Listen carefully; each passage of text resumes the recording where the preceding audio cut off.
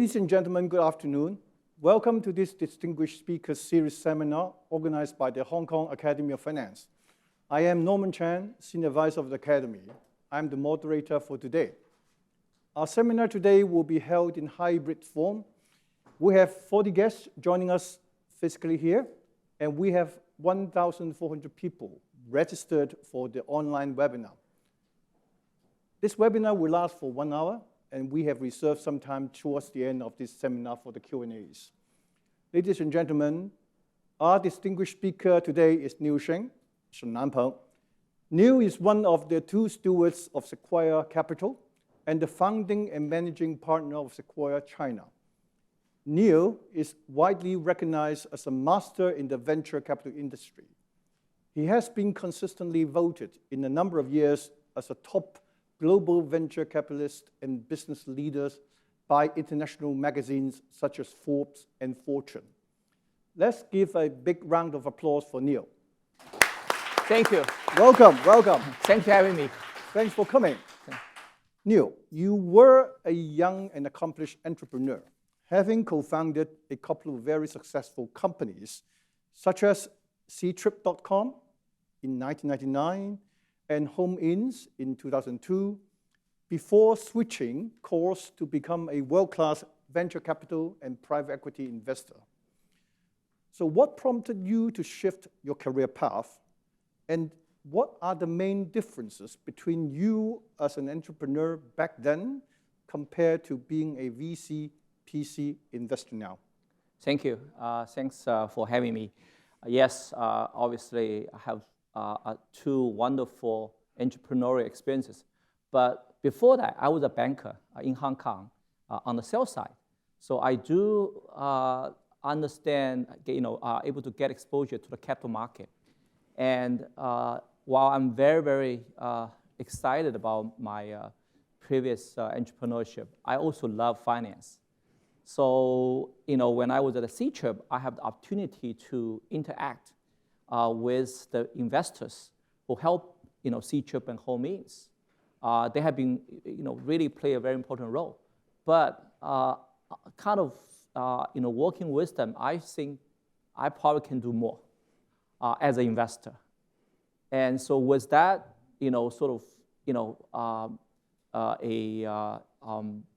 preparation, and also with the finance background, I thought going back to the finance sector as an investor would be, perfect career sort of change for me, and I can helping many young entrepreneurs to achieve, their gain, their dream, and could be very helpful to them. So that's why I, make that switch. But looking back, right, if you look at the last 17, 18 years, obviously the two type of jobs are quite different if you look at the surface. One, you have to roll up your sleeves and get your hands dirty and very, very operational. The other is looking kind of on the surface is like, you only, just be an investor. But frankly, if you want to be a good investor, you also have to get your hands dirty. And there are really a lot of similarities. For example, if you want to be helpful to the founders, you have to understand the business, and you have to be really deeply engaged with the company. So in a way, you are like half of the founder role if you invest in an early stage company, right? And only with that, you can probably learn from that experience, not just financial gain and all the other returns.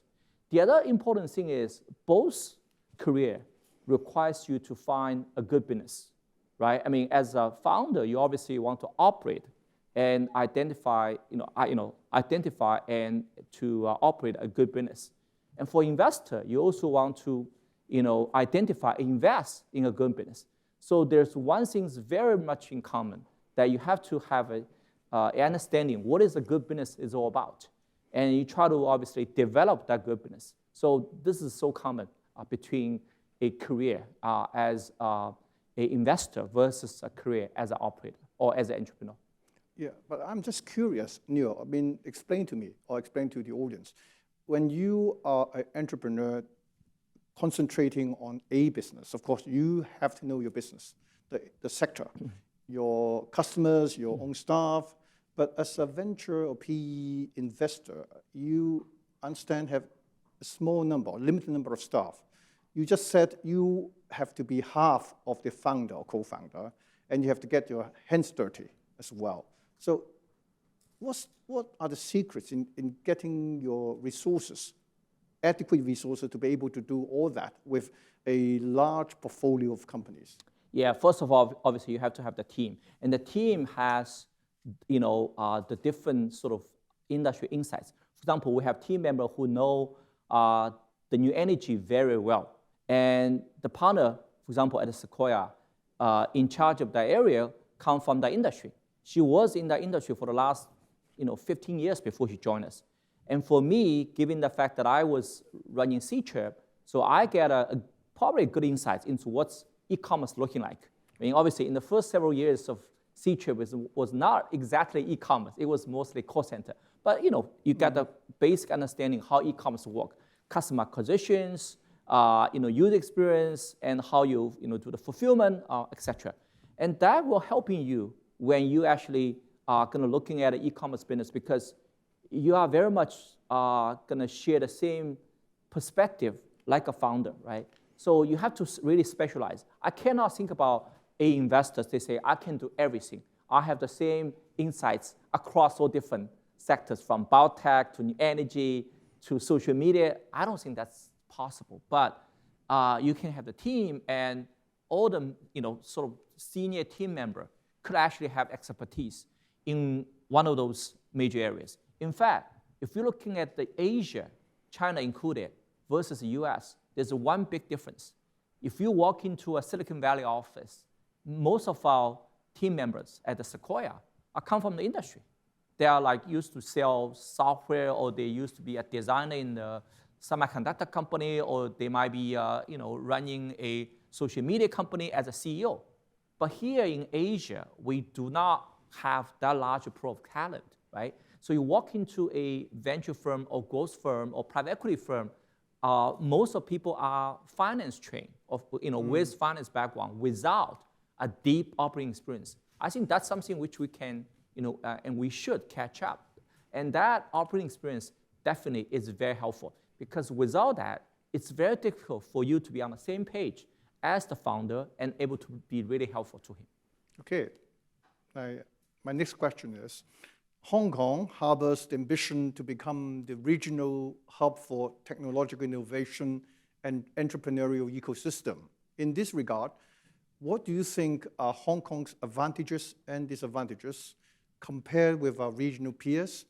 And how do you envision VC, PE investors like yourself to contribute to Hong Kong's ambition? Yeah, first of all, I want to make a comment that Hong Kong has made quite some progress over the last 5 years. I mean, back in 2000, when the consumer internet started to become a major theme globally, including China, Hong Kong does not have a major piece of it, I have to say, because entrepreneurs need a so-called local market. I mean, for Hong Kong, it's a relatively small local market. So someone started a business in Shanghai or Beijing might have a better edge.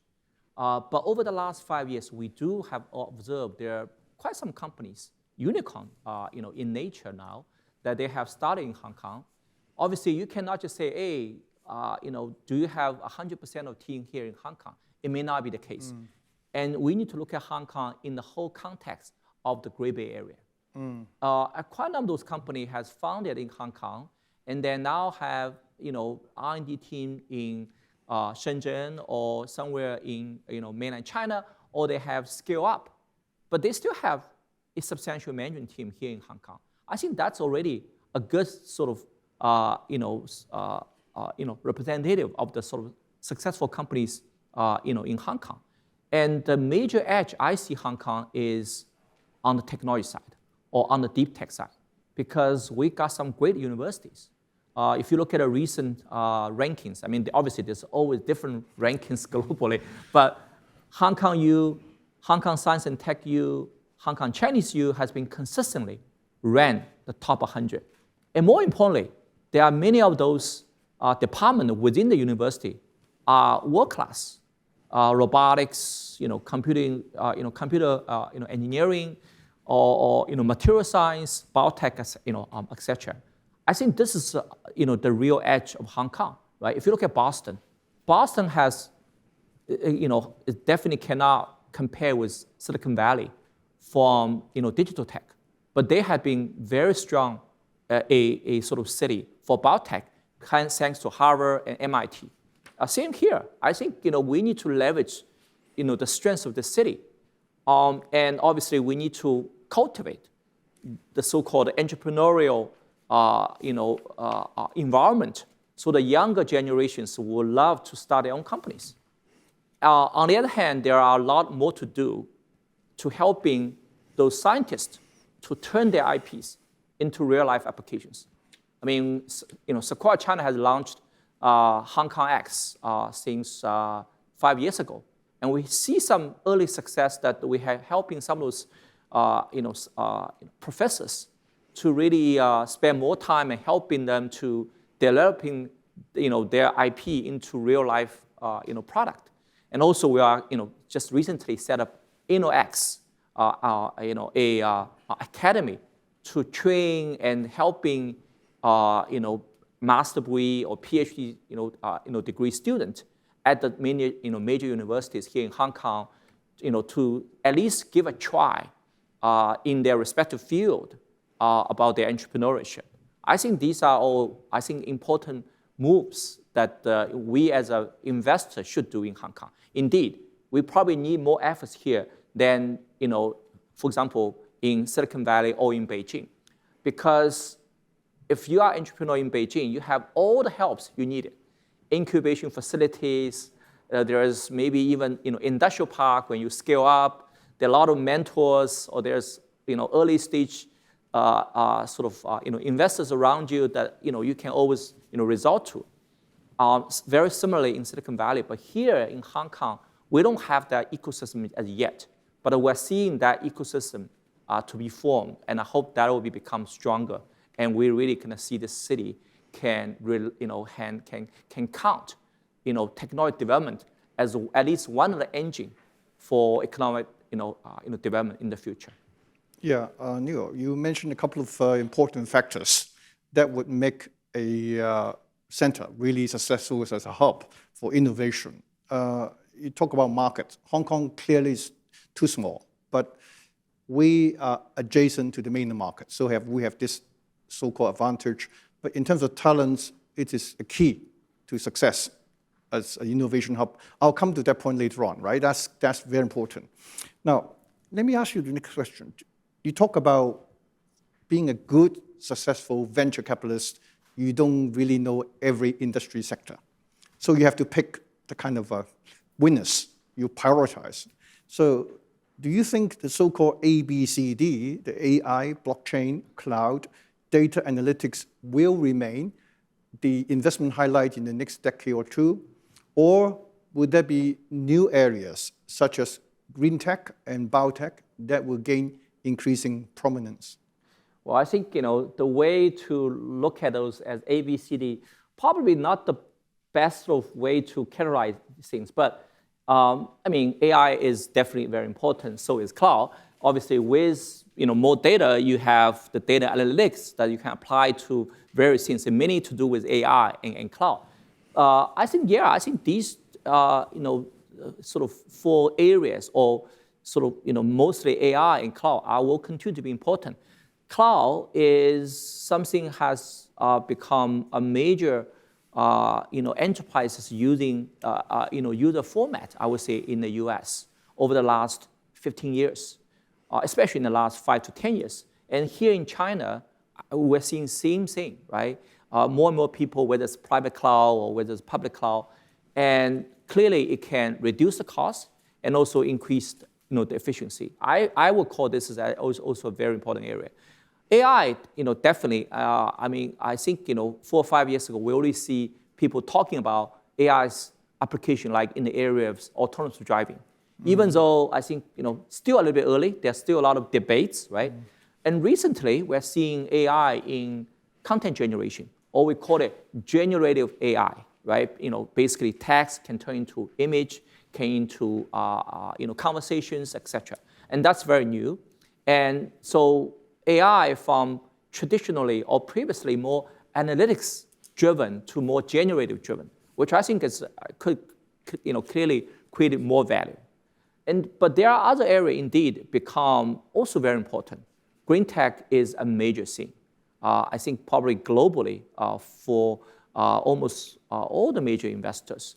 New energy, carbon neutral theme has driven many of the technology innovations. And in China, it's actually very, very relevant because the whole EV value chain is mostly in China. If you look at synthetic biology, which is very much to do with carbon neutral theme, is also have big application in China. So this is the area we are put a lot of resources.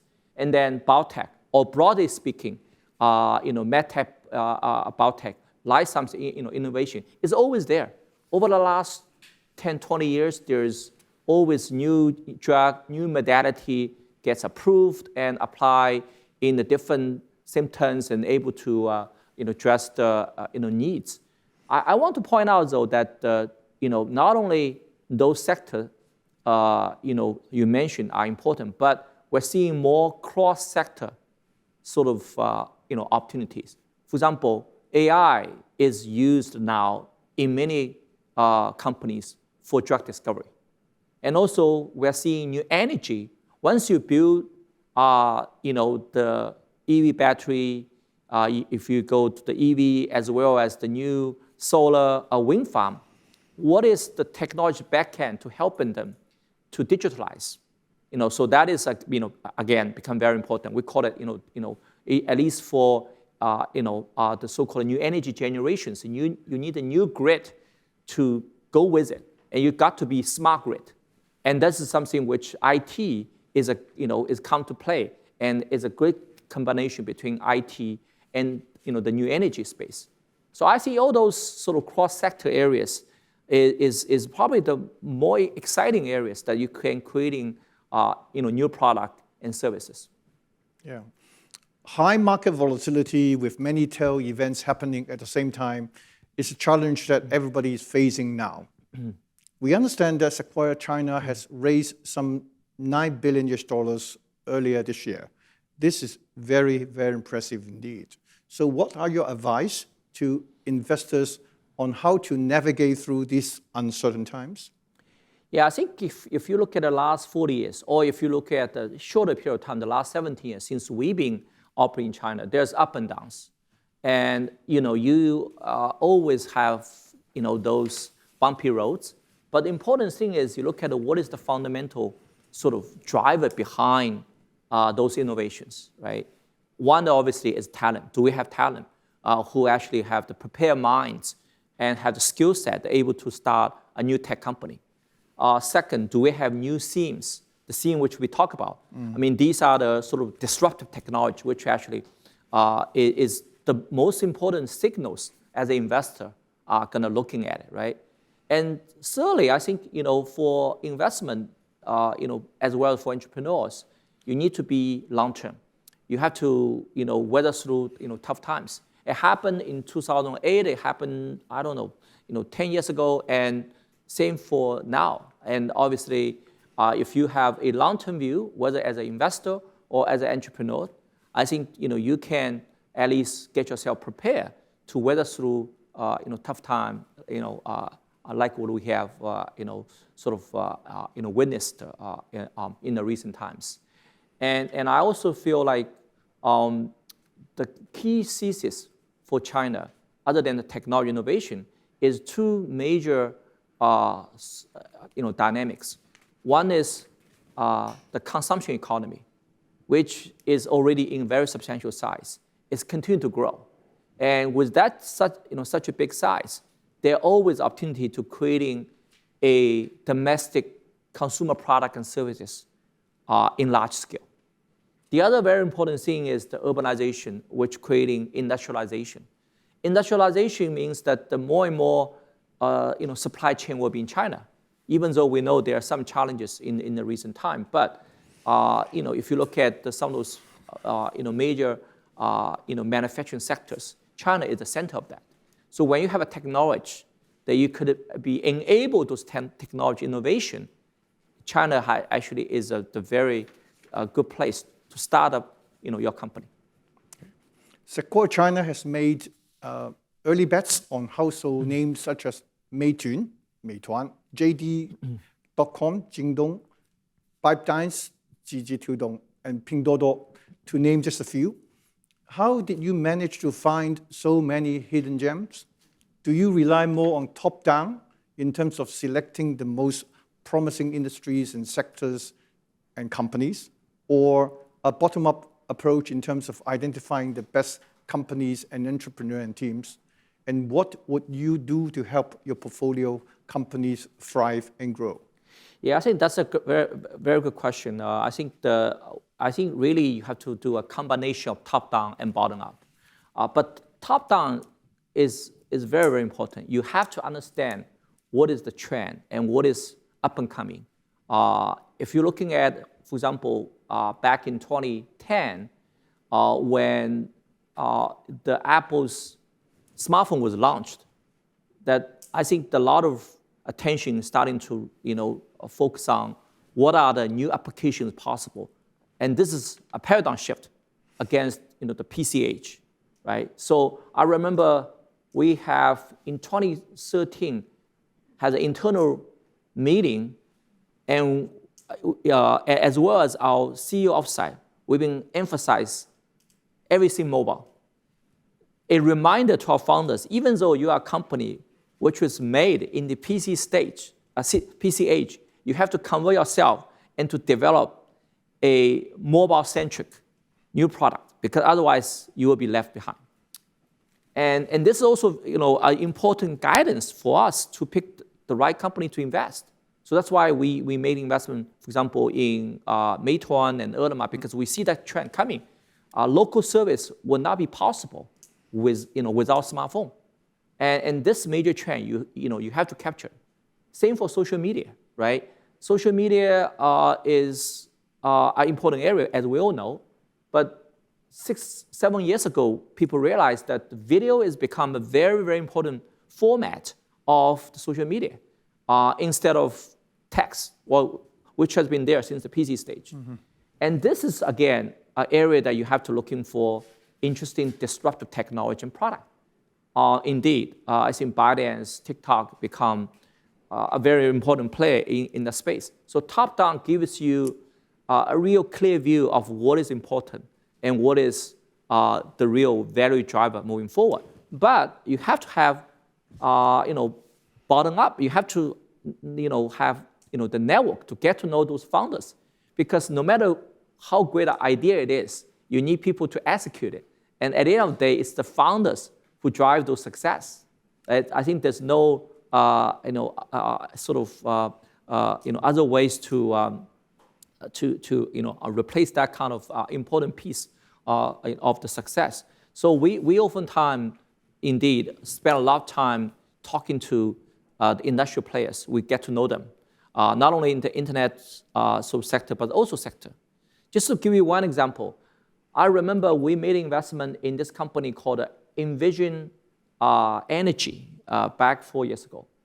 And the founder is someone we know for a while, but we never have business because the business was bootstrapped. It's a leading wind turbine company in China as well as in the world. But he was talking with me about acquire the EV battery business of Nissan. It's a $1 billion acquisition, and they have no presence in China. So if you do not know the EV or the sort of new energy space, you'll be very worried. We're buying a business at $1 billion. The company is not hugely profitable, and you have to bring them to China and expanding to Europe. How are you able to do that, right? And it sounds like tough deal. But if you are in the industry, you really have a top-down view. The energy storage is critical for solar and wind. If you believe solar and wind will be increasingly more important, they have to solve the storage issue. At the same time, the EV battery is another very important sort of leg for growth. And when those two come together, clearly the acquisition like that make perfect sense. So I think it's obviously you have got to know him, right, as the CEO who has that sort of vision as well the joy. At the same time, you have to understand the sector. Otherwise, investment like this is very, very difficult to pull it off. Well, I think this major takeaway for me is that sorry. In addition to your vision, your strategic direction, you also need to have good network in which you know a lot of people, and you can differentiate them, whether they're very good or they're very not so good. You're right, but come down to the network, right? Obviously, as an investor, you probably have to network, but you network with the right people. And one of the important things is you know the sector so that you network with the right people, right? These two are intertwined, right? Coming to a second question about how we can help the founders. Indeed, I think we see this as a very important part of our business. If you look at our total team counts, 2/3 of our team members are in a so-called functional group. We don't call them back office, but functional groups. And most of their function is helping our portfolio company to grow, right? It's including HR, which is very, very critical, PR, GR, IR, IT, everything. And especially for young companies, they need a lot of help. And you really have to developing a full suite of product and service, to help them. And I want to emphasize, only when you know the sector, you can be helpful. And that comes down to you mentioned that you have the team that well equipped in those sectors, because you need to be on the same page with the founders, right? For example, if I want to have introduce an important supplier to a customer, to a Sequoia portfolio, first of all, you have to understand what is the right supplier for that particular product. But also it gets benefit that now we have a substantial portfolio, so you can actually encourage a lot of business collaborations among the portfolios themselves. Yeah, okay. Now, Neil, in your distinguished career, you must have made many, many important decisions and sometimes difficult choices. Could you share with us one or two examples of that? And with the benefit of hindsight, would you have made a different choice? Actually, Norman, this question was meant for you. There was a question actually I was asking you. So why don't we do this? You answer first, and I can add a few color to that. Well, this is a kind of a special trick by a very special... No, I think this question is really designed for you. Seriously. No, I wrote this question for you. But anyway, I'll be brief, because you are the guest of honor. For me, it's clearly the stock market intervention in 1998 during the Asian financial crisis. It was very, very difficult for a number of reasons. First reason is that on the face of it, is strictly inconsistent and contradict the free market principles that we cherish so much, that Milton Friedman praised Hong Kong for a long, long time, right? Government intervening in the stock and the futures markets. But to us, our own assessment was that it was the only way to respond, to hope to achieve financial stability. And it was also difficult because it's not something that we could have consulted widely or even narrowly. It's not something... It's a small circle decision. It's a very small circle by necessity. You could not talk to market people at all about this possible approach. And also another difficult point is that there's no precedent that one could follow. The textbook, none of the books would tell you how to do it and do it successfully. And it wasn't at all clear that this mission will succeed. So this is a difficult part. Would we have made a different choice?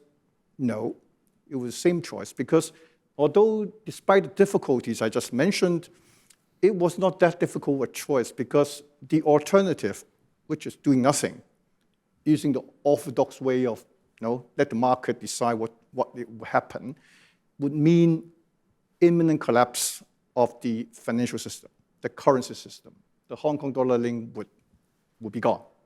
So it was as bad as that. So the choice for us, although difficult and painful, was not that difficult to reach.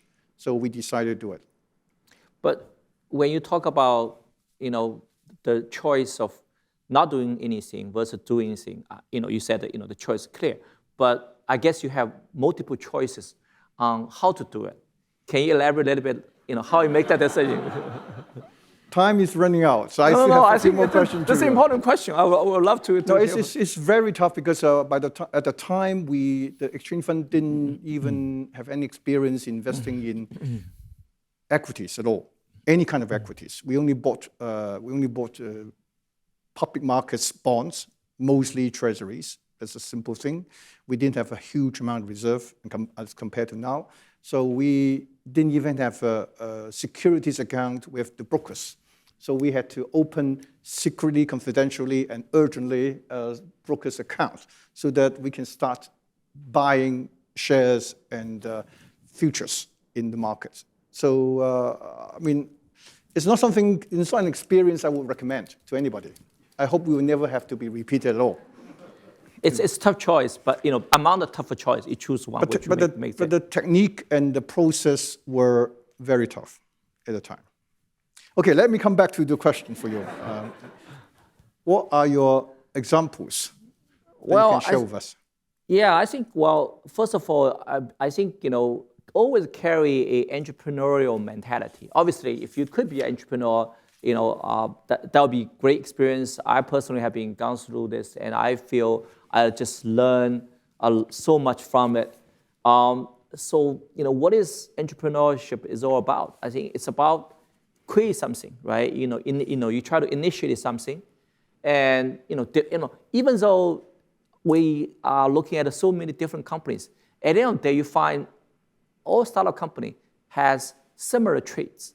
Basically, you have to develop a product, and then you try the product market fit. We call it product market fit, which means that whether the customer is willing to buy it, whether there's consumer product or whether it's enterprise product, it's the same. And lastly, scale the business. So once someone goes through that experience, I think you can apply to many other sectors. And that learning experience will give you probably the best way to think about it. So to me, I think I feel like this is a great personal experience that the one will be great for one to go through. The second one is a little bit lao tao. It's a lot of people talk about it.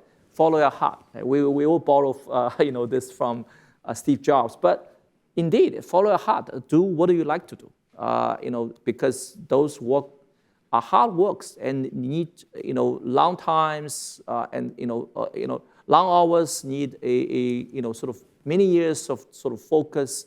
And if you don't like your work, I think it's going to be very, very difficult, right? I think a lot of people talk about it. If you are not spending 1,000 hours on something, you cannot be the expert in that. But how come you're able to spend 1,000 hours? Because you like it. I think that's probably the critical part. Yeah. Fortunately, I don't need to face those tough decisions like you have. So I won't recommend it to you at all.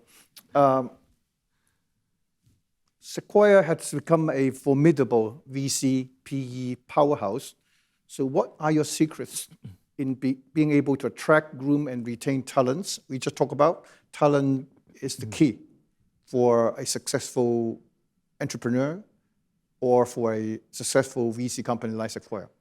Yeah, I think there are two parts. One is we always look for new talent, people who have a few years of experience or maybe even just came out of college with the right training and background. And I feel like, they're young, they're always willing to, look at the new things, try new business models. It's helpful for culture as well for our sort of understanding, be sensitive to what's up and coming. The other talent pool is those people who has substantial operating experience, I have been mentioned, right? And this is important because for us to better understand what's going on in the industry and be helpful to the companies, we need those type of talent. But it's not easy. Not all the operator can turn themselves into good investors, whether it's in China, whether it's in the US, the same. And as a firm, we need to provide a opportunity, a platform for them to do that transition. Some probably still cannot make it. That obviously is unfortunate. But at least we give them the opportunity to try. And you need to be patient because they have such a deep operating experience. But at the same time, they might be very, very new to the role of an investor, which has its own sort of rules and some basic approach, et cetera. Some of those operators may not even know what exactly is the due diligence that we normally do with the investment. And so you just need to be helpful. So what we have been done over the last 17 years is build a mentor-mentee system. Because this business to me is like apprenticeship, right? I mean, it's a lot of those are really, I don't want to call it on-the-job training, but really when a senior team member together with a junior team member working on a investment together, then probably the learning experience will probably be the most valuable for the younger guys. And I think to me, it's important that as a leader of the firm, you try to cultivate that sort of culture as well as build that system. The other thing is the culture of the firm is very important because if you have a very strong culture, you can retain your team members and also obviously give them the opportunity to develop your career. And I remember, we're looking at a sort of the talent of the firm, and there's many of those talent which very much comprise our culture. But what are the most important one? I would say there are two. One is our overall team have to be built on meritocracy. This is so important because we're in the investment decision, we're in the investment business. And one of the core component to that is the investment committee, right? And obviously, the experienced people have the opportunity to speak at the investment committee. But I think it's also very important to encourage the young people, the people who have the best knowledge in the field and have the first-hand knowledge to talk about that. And only the ideas which make sense, have substance, have data point to support, will win in that debate and discussion, not based on seniority, right? No matter how senior he is or he or she is, but we have to respect the fact and data. Meritocracy comes first. The second point I want to make is the teamwork, because no deal is sort of done or executed just with one person. It had to be a teamwork, not just the investment team, but functional teams. The team I mentioned, and also within the investment team, there is senior team members, junior team members, that people from different backgrounds helping with each other. And you want to make sure that you got all the facts and only the facts and data in front of you. And the only way to for that to happen, you have a culture, a very strong culture of team collaborations. Then the team is working toward one goal: find the facts and find what exactly the value of the company and try to make the most proper decision. And so I think that comes a very, very important part of our culture. And I think for me, I've always been thinking about how to sort of develop and iterate that culture and that system again and again. Okay, I got a follow-up question for you. Maybe 30, 40 years ago, university student graduates were aspire to working in the financial sector, especially big banks. To be precise, really commercial banking. Maybe 20 years ago, most people, smart people, wanted to go to investment banking. But things began to change. 5, 10 years ago, talk about IT, and nowadays, a lot of them wanted to go to VC, PE industries. So I got a question on behalf of some students who are watching this one, asking what kind of people are you looking at in terms of the studies? Are you looking for somebody with an accounting background, financial, engineering? So what are you looking for, and what do they need to prepare if they wanted to join your company, for example? Yeah, I think you, again, this is a very good question. First of all, we have two different type of so-called roles, right? One is functional team, the other is investment team. For functional team, it comes from whatever area that you are specialized, whether it's PR or whether it's IT or the finance. If you talk about the investment team, it's a little bit more tricky because, like I said, we are really hope to have a very deep domain expertise among our team members, right? So indeed, if we hire someone who straight out of undergrad, a very natural question is he, does he has the right kind of knowledge, in the sector? Frankly, for most of the young grads, they may not. But again, each person might be different. Some people might already have many internship with the operating companies. And for example, I have run into a young colleague who has already did 3 intern with one sector, new energy. And he has did a lot of research while he is doing master degree at a domestic university. And that probably going to prepare himself well for our role because we need that person because he has the right understanding of, for example, new material. He is expert and he already worked in the relevant companies, right? But indeed, for many of those more generic sort of subject like economics or finance, it's going to be difficult because when they join a firm like this, how much domain expertise they can have. But again, they can go through different routes to become an investor. For example, you might join an investment bank, which give you the exposure to the capital market. At the same time, you might working on a few, for example, e-commerce IPOs. Then you actually have a good understanding of what's going on. And if you are a quick learner, you could probably be well prepared for yourself to do investment in the sector. So in a nutshell, you're not looking for fresh graduates. Basically, well, we're always open-minded, and I think people have different career paths. But I would say, operating experience, domain knowledge becomes so key for someone to become.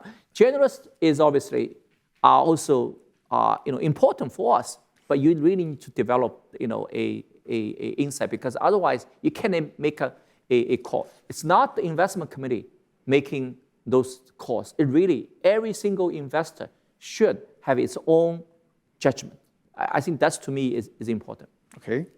Now, do you think that Hong Kong's financial industry, not just PE or VC, financial industry in general, is facing a brain drain to our neighbors? I'm not sure it's plural, our neighbor. If yes, how serious is it? And what should Hong Kong do to attract more talents to come or return to Hong Kong? Well, I think that's a question also for you. And I think, giving, your role before and now, I think you're probably in the best position. I'm happy to add some color to that. Well, I think we are looking forward to the Chief Executive's policy address. It will be next week. From what I've read in newspapers, he's going to announce some, I would say, bold plans, as described in the media, to try to address this so-called brain drain problem. It's hard to actually quantify, but from the numbers that I've seen, it seems a significant loss of people. And from the job market intelligence, it seems that different levels of a kind of outflow of experienced workers. So I hope we are able to do that. For me, especially I'm working on a digital fintech company, we find it very, very hard to recruit the people we need with IT, software development skills. So we, like so many other fintech firms, have to hire a team in Shenzhen. It doesn't mean Shenzhen has all the people. It's just Shenzhen is a magnet that attracts all the talents from Shandong, from Xi'an, from everywhere. And lots of people love to actually live in Shenzhen. And Shenzhen is near enough to Hong Kong, so we could, well, at least communicate. We feel we are nearer. So this is an issue I think the government should address. So back to your question. What do you think? Well, I think there is, I was also very encouraged by the recent, message by the CE. I think clearly competing for talent become so important for a city like Hong Kong, or I would say for every city, single city in the world. I think, indeed, we need more professionals come to Hong Kong, and we should encourage the large companies. If we, let's say, want to develop, a technology, then we should encourage the, leading technology company, whether it's from mainland China or whether it's from overseas, to build their branches here. It's a kind of chicken egg issue, right? You can say, we don't have a lot of job opportunities, so there's less of a tech talent. Yeah, let's attract them to come here, and so they can have the capacity to attracting those talent and train them, right?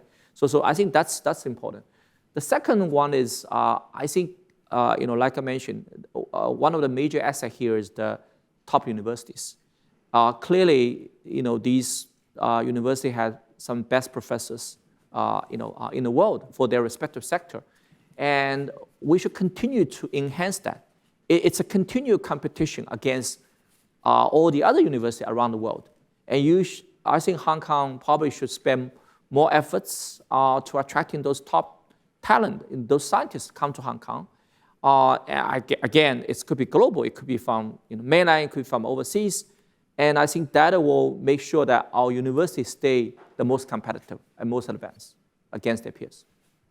Right, I think, thank you for your sharing so many insights. We now come to our Q&A session.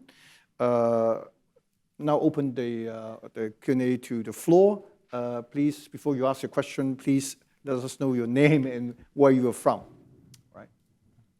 Irene Lee, Chairman of the Hang Seng Bank and of Hysan Development Company. Thanks. It's on. Can you hear? Thanks, Norman. Hi, Neil. Nice to see you again. Relevance. Relevance is a term I think about all the time. I worry about that all the time because relevance is mainly here today and not here tomorrow. Now, we talk a lot about Hong Kong being relevant as an innovation hub, and I was very encouraged by both what the CE has said and when President Xi came here on the 1st of July, he made that very, very clear as well. Now, I think Hong Kong as an innovation hub in the context, perhaps more of the GBA, let's not be too ambitious and say the whole country. So we've made some good steps in basic research, in talent cultivation, but what else can we do to accelerate and embed ourselves into this?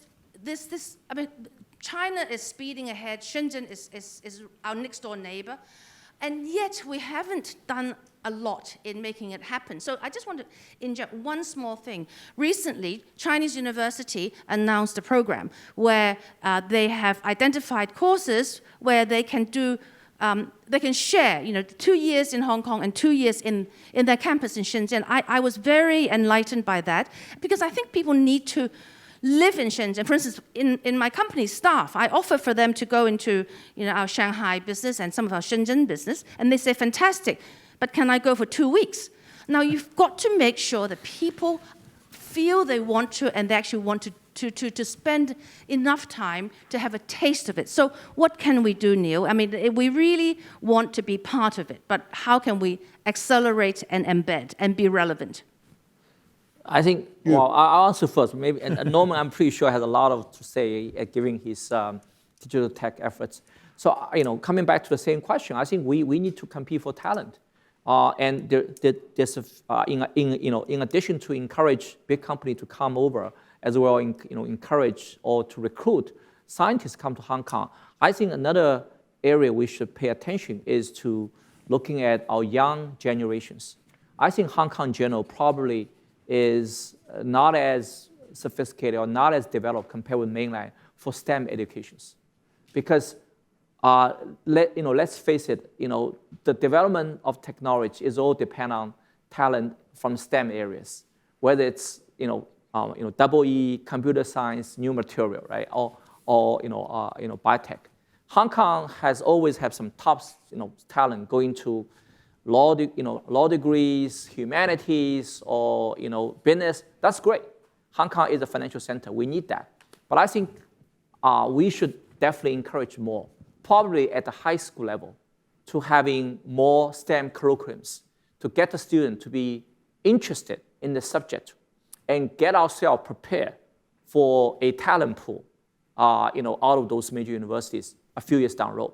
Because a very natural question is, and I got this from some of our portfolio companies, say, okay, I'm going to set up a branch in Hong Kong. How many engineers I can hire in a year? 50? 100? How many I can hire? It is a very realistic question, right? Now, always there's a chicken egg. You should, why don't we have the major US or mainland Chinese company to set up here, and they're recruiting people, and then gradually that pool gets, snowball. But for that to happen, something has to start. And one thing that we can do is to, really to encourage the STEM education to be more substantial in the high school.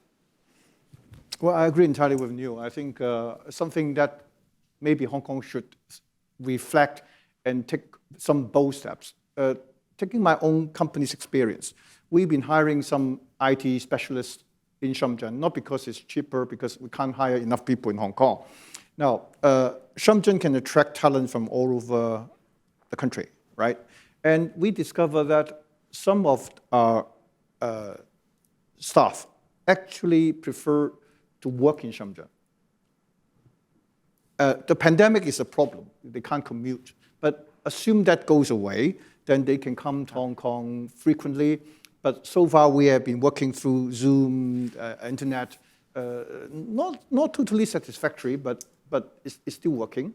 But these people will say, we love to work for you. This is a good project. You're paying market rate, but I don't like to want to live in Hong Kong with a family, children's education. They prefer Shenzhen, right? Then they have certain issues about the legal issue, the employment ordinance, compliance issue, and other things, visa, they don't have a visa. Is it totally compliant with the mainland and Hong Kong regulations? So those are issues that I think the government should address to be able to address Neil's question. I'm a big company, IT company. I like Hong Kong. I want to set up a big operation here. But can I hire 100 engineers this year? And I need to hire another 200 next year. Can I do that? All right? A neighbor will say, no problem, come here, we'll help you.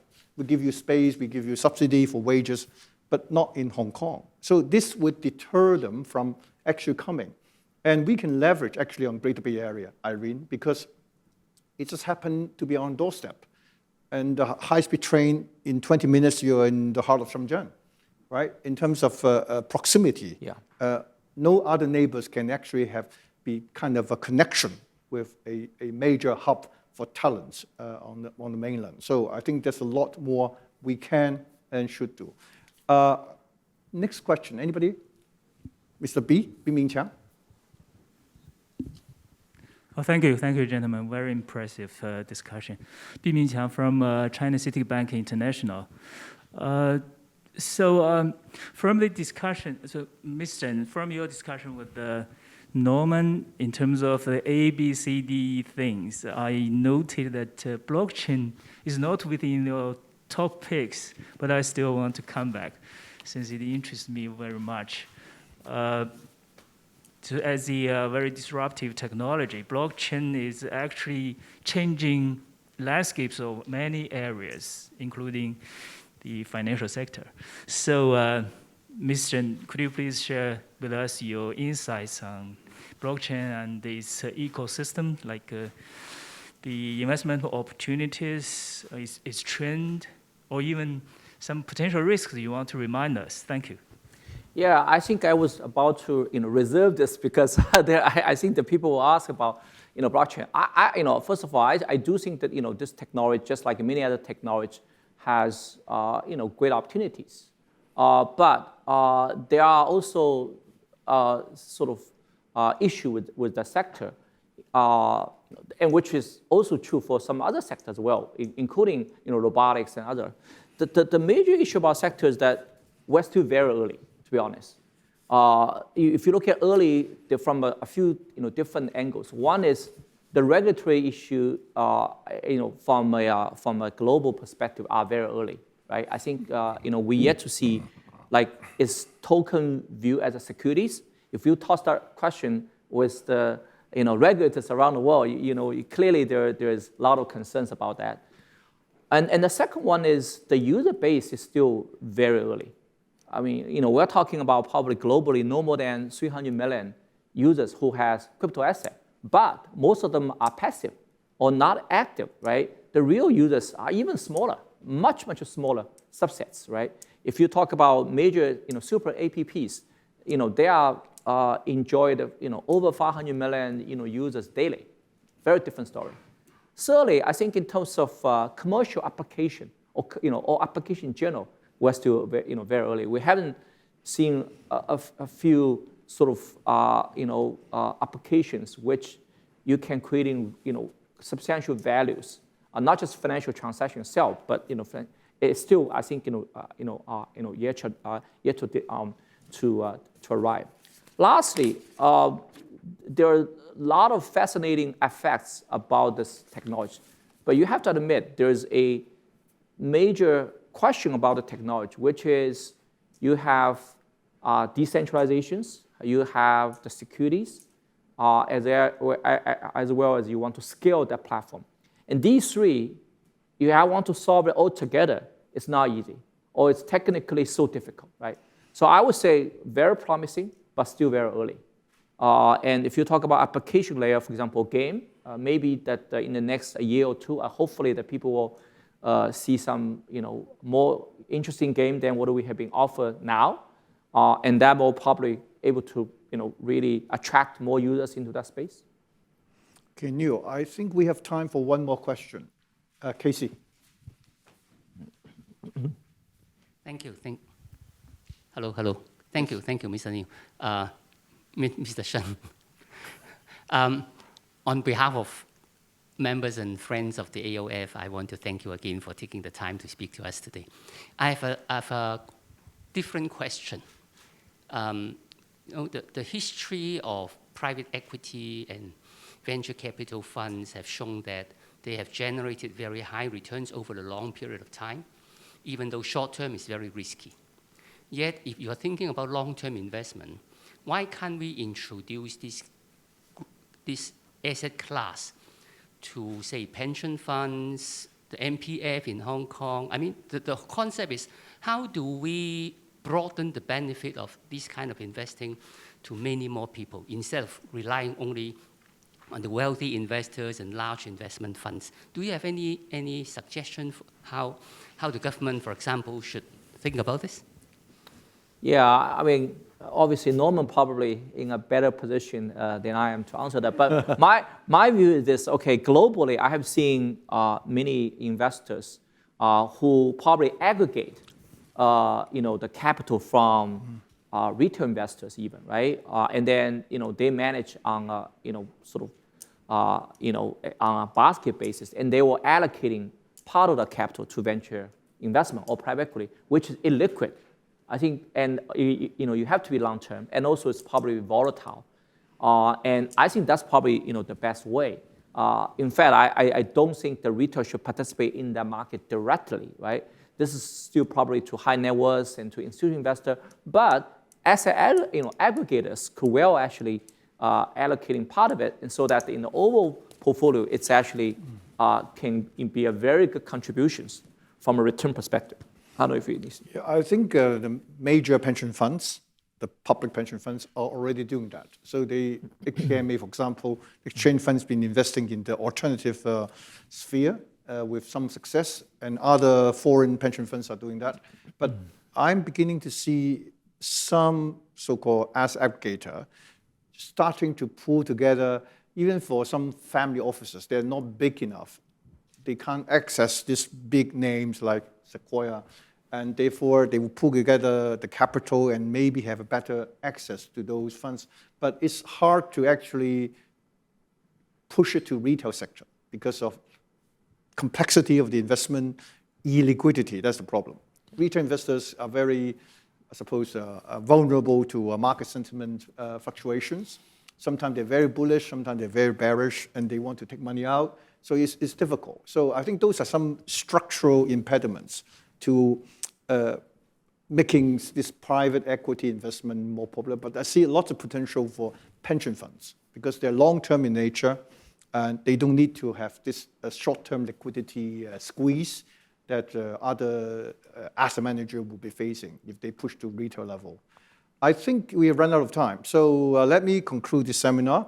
And I'm sure all participants and AOF members have enjoyed thoroughly Neil's sharing of insights. You've been very generous with us and very candid. And I would like to, again, on behalf of all AOF members and friends, thank Neil again for your time and your candid sharing on so many relevant topics.